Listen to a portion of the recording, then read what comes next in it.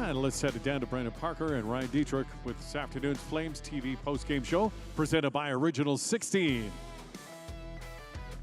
Original 16 gives you the chance to win one of 3 Calgary Flames fan experiences. Details in the new limited edition 15 packs of Canadian Pale Ale. Original 16, official beer sponsor of the Calgary Flames. Must be of legal drinking age, no purchase necessary.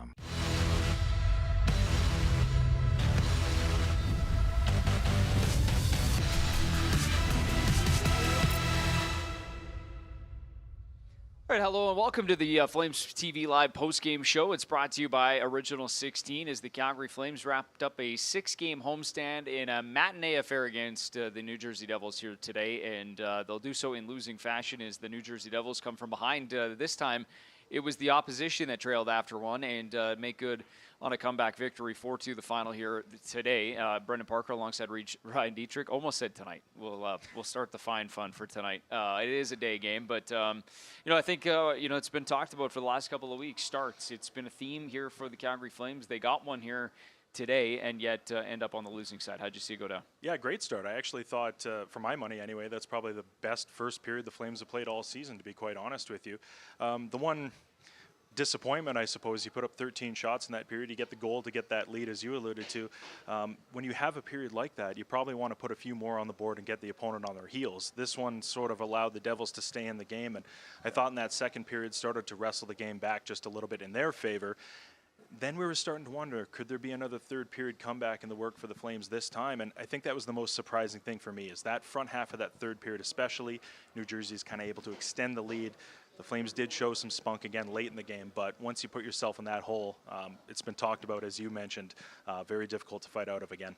Yeah, no question about it, and a couple of odd breaks. That second goal for sure would be one that, as we'll take a look at here shortly, obviously it kind of bounces a couple of times, and the clearing attempt ends up in the back of your net. But overall, probably a period you're almost lucky in some ways to be just down by one coming out of. Yeah, for sure. And like you said, those were tough breaks. So those are situations where it kind of tests the mettle of the group, right? How can you respond to some tough breaks like that and, bounce back, not let them get you down? I think this team has proven to be quite resilient. Yeah. So they were able to set themselves up for a strong finish. They just weren't able to have it this time.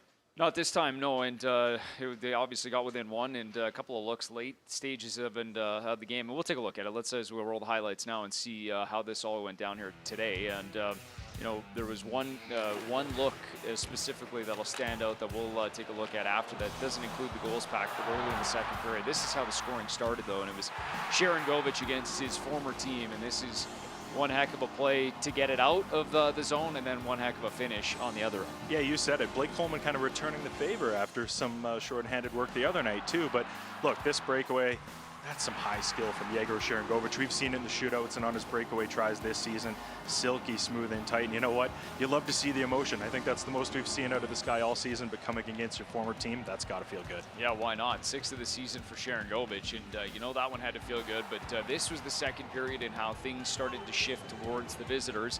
Nico Hischier, the captain, with a beautiful finish off the turnover and eventually a nice pass that sets him up short side. Yeah, puck management, a real theme for the Flames here today. And, that's a tough one for Blake Coleman, but you also have to admire the play from Luke Hughes. That's an aggressive play to step up and force that turnover, but he makes it. If he fails in that situation, that's likely a 2-on-1 going back the other way, but kind of shows the kind of player the Devils have on the blue line there.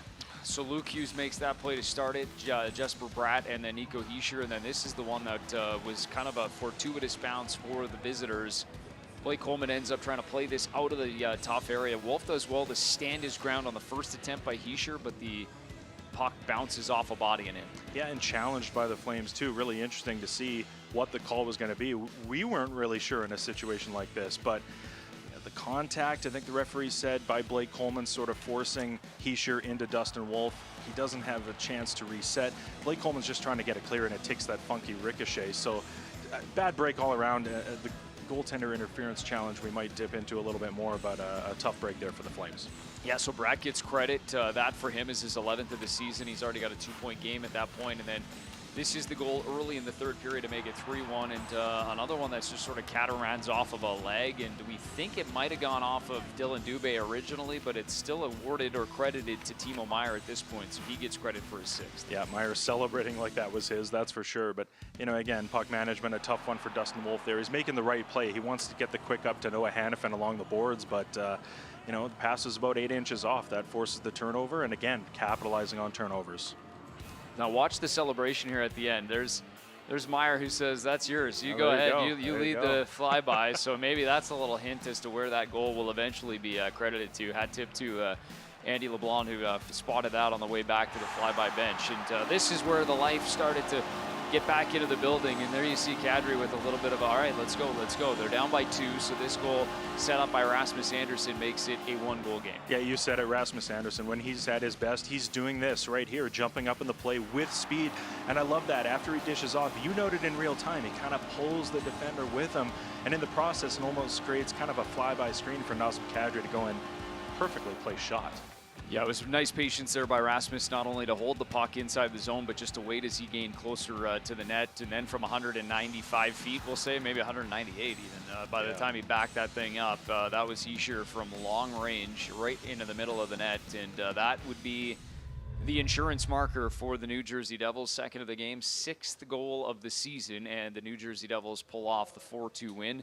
Not for a lack of late chances for the Calgary Flames. Maybe just before we go into the room, guys, if we could, I just wanted to go back to maybe what you'd see as the turning point, potentially looking back on this game, because I thought, you know, obviously you mentioned 13 shots, outplayed them in the first period, only had the 1 goal to show for it, but it was the Huberdeau chance early in the second period. Yes. And if we could just show that, because obviously this is still early stages, I believe first shift. Yeah, absolutely. First shift of the second period, which looked like another, you know, real efficient line, a shift by the line of Backlund, Coleman, and Huberdeau. And once again, Rasmus right in the middle of it. And this was, you know, one opportunity on the other side. It was blocked by Coleman's shot, and then Huberdeau's. It might kind of looks like Vanacek does get a piece of that in some form. But it's probably going wide anyway. Yeah, it's just, you know, one of those ones where you feel one. like that probably 9 times out of 10 ends up at the back of the net. That's a 2-0 game at that point, if not for a few, you know, extra pressure and a few different momentum swings. But instead, it ends up 2-1 coming out of that period. Yeah, the Devils definitely seem to get some life from that, because you're right, that could have been pretty early in the game, but that could have been curtains in some way. And again, it was that line, that Backlund, Huberdeau, Coleman line leading the way. The Flames had 6 scoring chances in the first period. They were responsible for 4 of them. Yep. I mean, that's high output. Tough bounce there. What could be? I mean, those, when you're trying to battle back in games and claw out of deficits, you're going to be looking back at those missed opportunities. All right, let's go inside the Flames locker room, and let's hear from one of the leaders on this team, Blake Coleman. He was the hero on Thursday night, and tonight he's speaking, I should say today, speaking post-game today. Turnover on the first one. You know, shoot it off a guy into the net, second one, and then another bad bounce off our own guy on the third goal. So, yeah, just it's frustrating because I felt like we had that game in hand and should have taken care of it. Yeah, that's probably, not to repeat what you just said, but just the idea of not being able to take advantage of a really good first period has to kind of sting too, because I know you've been used to digging out of late. Yeah, I mean, that's why it's frustrating. I think we finally got the start we were looking for, and like I said, I don't think we could have played a better first period. I thought we controlled the play, only come out of it with a 1-0 lead. Probably should have been more. Great start with the second period. A couple missed opportunities early in the second, and you know they got talented players, and you know if you let a team hang around while they're not feeling their best, and you know they can make you pay later in the game, and that's what happened. What did you see on the contact and the go-ahead goal in the second? What did you see on that? I was, you know, I talked briefly with the refs about it, and the call is what it is, and I can't really speculate on it.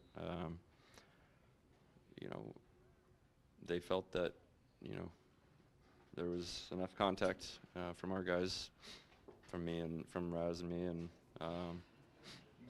you know, it's unfortunate. It ends up in the net, and it's a tough one. It's, you know, they're doing their job as best they can, and obviously I'd like to see that go the other way, just as a competitor, and I want to win the game, but it is what it is, and you know, it's part of the difference. It did feel like a game like where the bounces didn't go your way, but just based on what you're saying, I mean, it's more your frustrated performance. Not the performance. I mean, guys worked hard. We ran out of gas a little bit, I thought, second half of the second, first portion of the third period. But that game should have been well in hand by then, in my opinion. So it's just one that those sting a little bit more when you felt like you could have really put the gas down early, and we just weren't able to find ways to put pucks in. Did you feel snake bit on those 2 plays that you were involved in? Just felt like those are bad bounces. Yeah, I mean, it's the way it goes. Some games puck bounces in your favor, and some games it doesn't. Frustrating, you try to do the right thing every time you're on the ice, and my thought on that play is to get it out of the chaos and out of harm's way, and of course it just was a shin pad and off one of our defensemen's legs, and but we'll get those bounces down the road.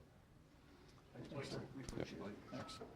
All right, there's some thoughts from Blake Coleman, and I think kind of described it pretty adequately, and talking a little bit about felt like that was a game that should have been well in hand, I think is the words he used. For sure, and like he mentioned, the fact that they got the start that they wanted. They've been talking about it for a week now, and constantly falling behind in games, not a chance to get in the driver's seat and really dictate. That's exactly what they did tonight. Like we said, probably one of their best first periods of the season. So to get that 1-0 lead, for sure disappointing that you're not able to build on it, and you allow a team, in their mind, you sort of allowed them. That's the turn here. You allowed them to get back in this game and take it away from you.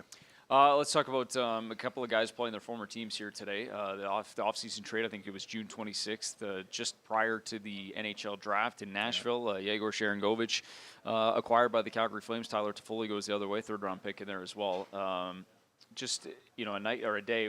I say a night again.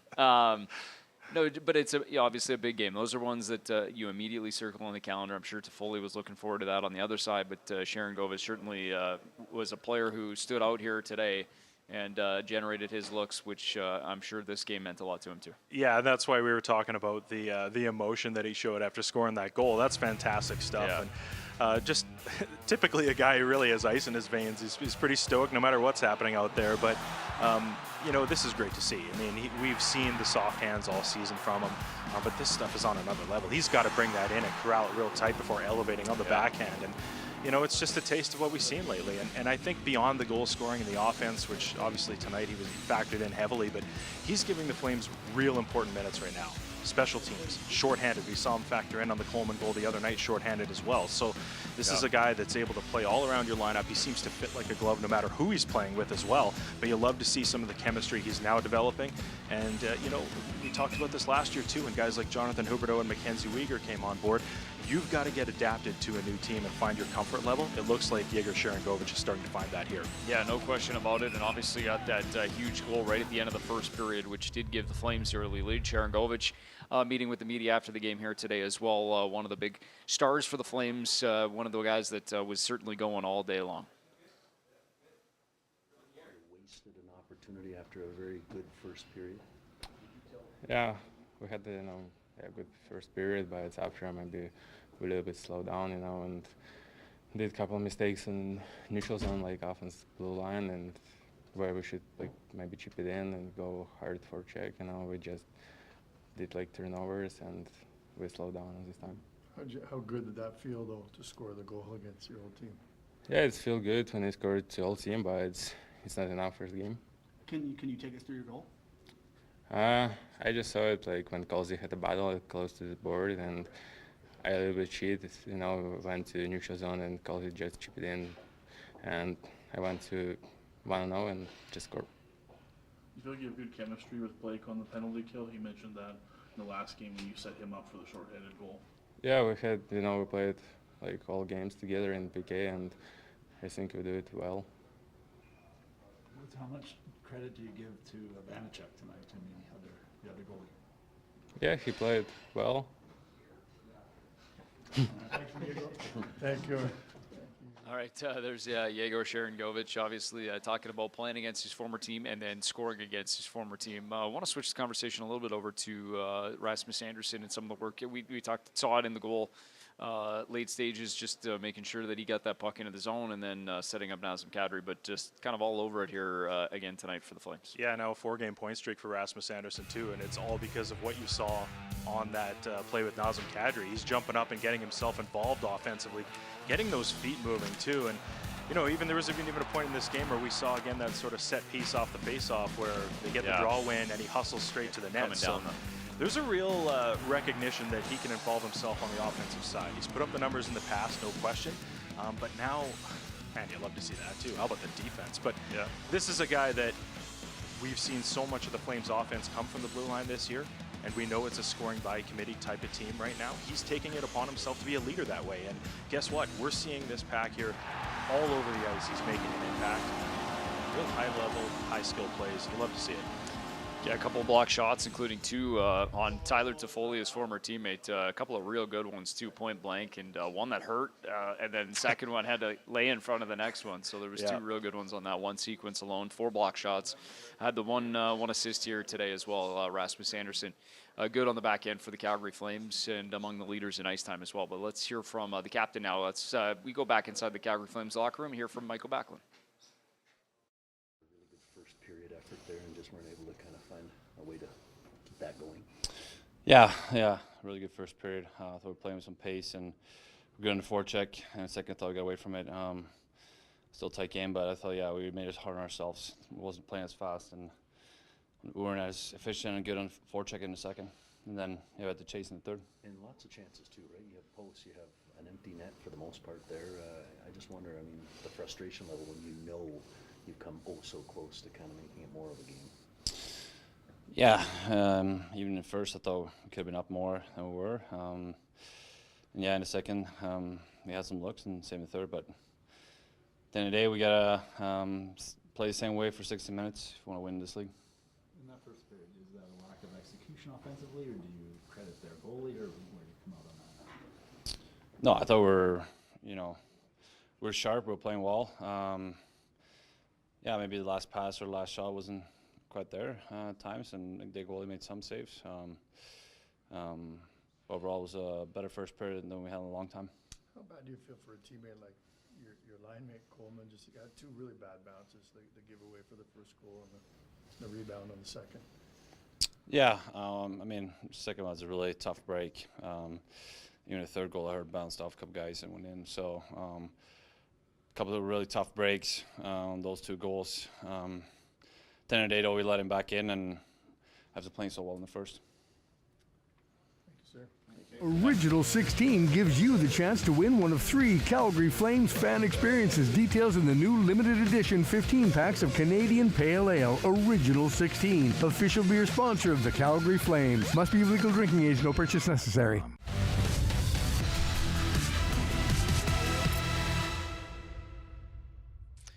All right, Flames TV Live, the post-game show brought to you by Original 16. Brendan Parker alongside Ryan Dittrick here as we wrap up this 6-game homestand in a matinee tilt against the New Jersey Devils. 4-2 the final, though. The Devils escape with a victory. 3-3 are the Flames on this homestand. As we wrap up the post-game show, though, we'll hear from the head coach, Ryan Huska. Here's what he had to say post-game.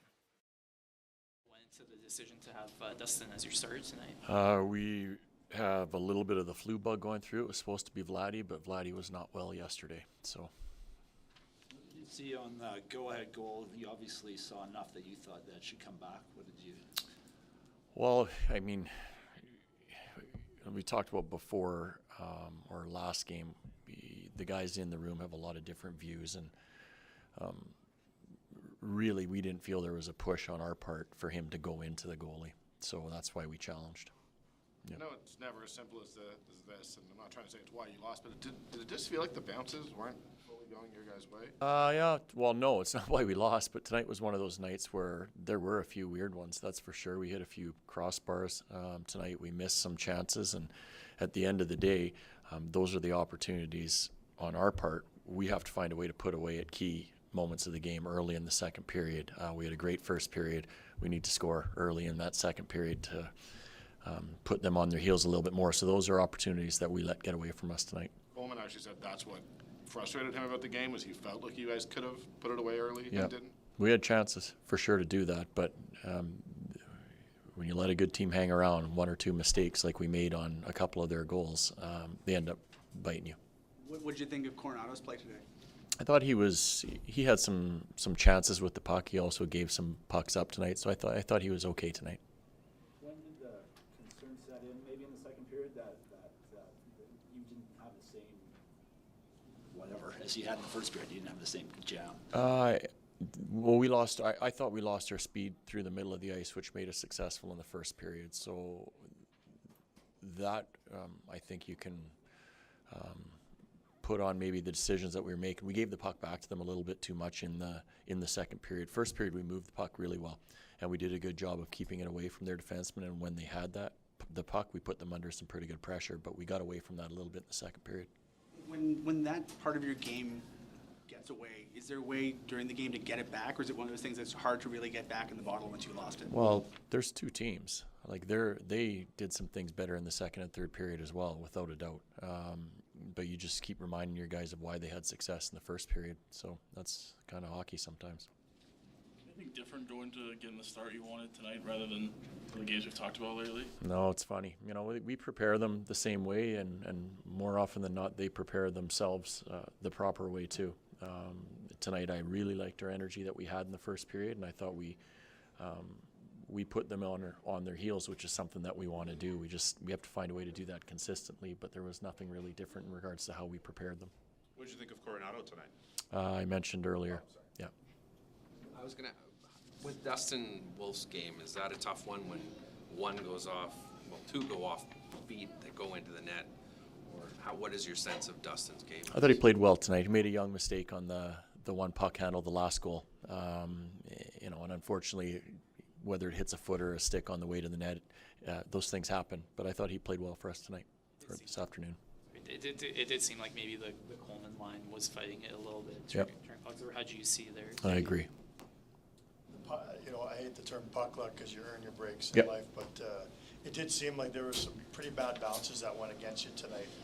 There were some funny ones. I would agree with you there, but again, you know, you got to find a way to make good on your opportunities, and when you have something that goes against you, you want to make sure you're backing your teammate up so it doesn't end up in the back of our net. You guys finished this homestand. Sorry, what does it do to a bench when a player misses an open net like Rudo did? It happens. It's part of the game. I mean, they kind of ride the wave of emotion like all of us do. You think it's going in, and then it doesn't end up going in, so they're probably thinking like the coaches were, how did it not go in? But it's part of the game, and they've all been around that before. You guys finished the homestand 3-3. Yep. Just generally, what's your perception of these last 6 games? A little bit up and down, I guess, like you could see from the record. Yeah. Okay, thank you, guys. All right, summarized pretty well there, both the game and the homestand by the head coach, Ryan Huska. Now you turn your attention back to the road. It's been nice to unpack. I believe it was Nazem Kadri that said that you know, a couple of weeks ago, spend close to 2 weeks here on home ice, 6 straight games, and now you got to load up and get ready for a few tough tests here on the road. Real tough tests. In the first 2 games, you get the last 2 cup winners, so there's not a lot of time to reset for this one. But yeah, I know, Brendan, I'm curious because Ryan Huska alluded to it there, the flu bug that's going through the room. Yeah, Martin Pospisil, Walker Dewar, Dan Vladar was a little bit under the weather today. AJ Greer missed practice yesterday, did play, but clearly something circulating inside that room right now. So it's gonna be interesting to see how they find their legs and maybe manage the rest, because we know in back-to-back games and a 3 and 4, it's gonna be difficult to do, but it's a big challenge. Let's see if they're up for it. That is the next test. It'll be a road trip upcoming, as the Colorado Avalanche will be the next opponent coming up. The first of back-to-back games on the road. It'll be the Vegas Golden Knights after that on Tuesday, so on Monday, Tuesday on the road before wrapping it up in Minnesota. As for today, it was the first of the Next Gen series here at the Scotiabank Saddledome, a 2 p.m. start against the New Jersey Devils. It's the visitors that take this one 4-2 the final. There you see the next game. It is the first of back-to-backs. It's the second trip into Colorado on Monday. The next home game comes your way on Saturday, December the 16th against the Tampa Bay Lightning. Another cup win. There's a nice little string here and a nice little theme. All right, we'll step aside here. Thanks for watching the Flames postgame live, brought to you by Original 16. We'll see you back here at the Dome on Saturday next week.